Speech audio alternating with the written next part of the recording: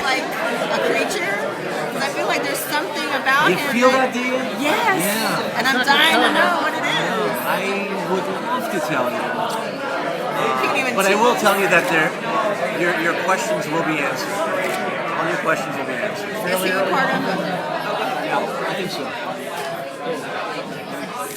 Yeah. Go ahead. For you, I mean, first of all, I'd like to get a sense in your mind of how the characters kind of evolved from your point of view. How do you think you should Well, it really is kind of Machiavellian all through season one. I think what's going to be interesting is more in season two, where it's not so much just machinations and procedures and just the very. It's going to be very personal in season two.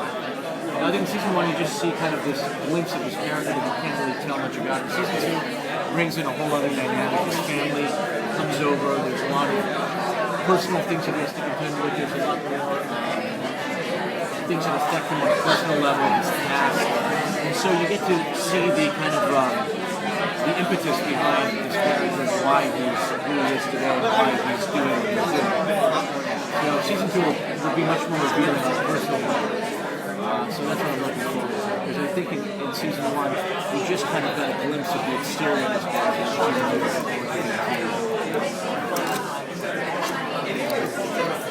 Hi, my name's Cherry. Huge fan of the show. I'm trying to use my iPhone to record everything. I got that. So how do you like being on the show? I know you've done sci-fi before, but it's quite a bit different than a lot of things that are on TV. And when it first came on, it blew me away. It's just so fun. I love the supernatural aspect of it, but like that it's in reality and that nobody can see anything. Right. So the question is, how do you like being in this show? Because it's huge. I love the show. I love where it's headed. The fact that we can imbue it with a sense of humor and a certain reality, and also all the metaphors that we get to explore, all the concepts we get to explore, like the monster within, the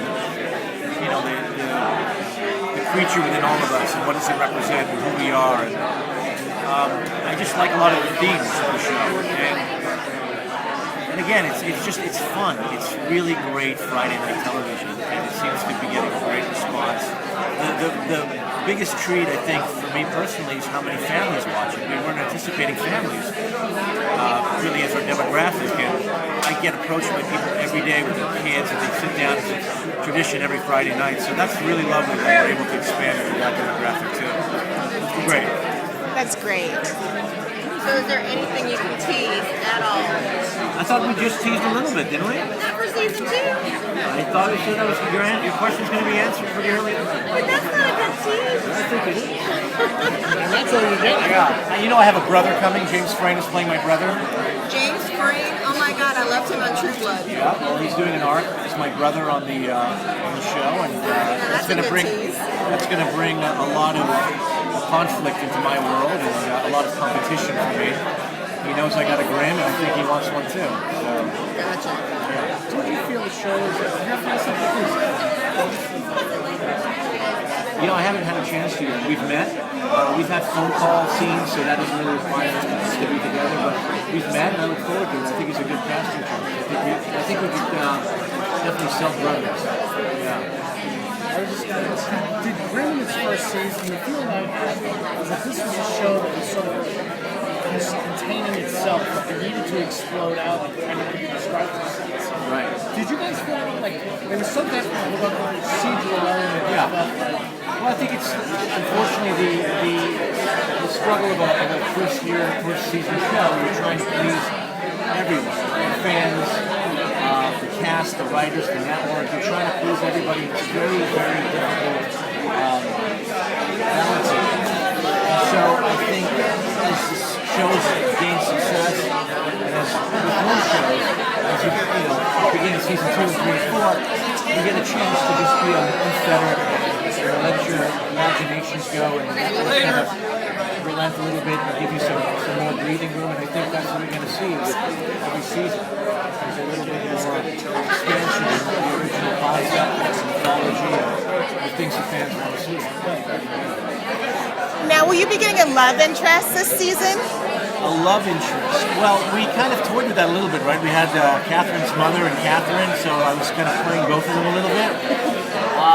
But I'm not sure about a love interest just yet. I think he's a pretty focused individual. He's got a lot of, and he's just a busy guy. I mean, he's running the police force.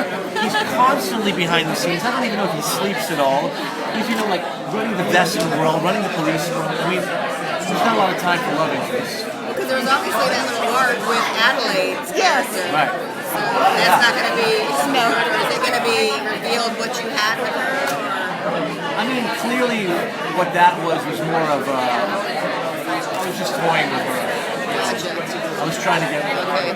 Thank you Thank guys. you so much.